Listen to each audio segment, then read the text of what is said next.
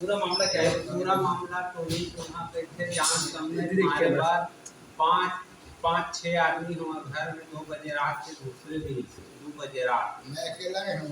अब यह अकेला ही से हम तो नहीं रहे हैं, लेकिन कैसे बच जो है रात के थे नहीं जान, लेकिन पंचू यादव घर साइड से छानी में वहाँ से चढ़ के दूसरा के छानी दूसरा छानी रख के वह घर में आ।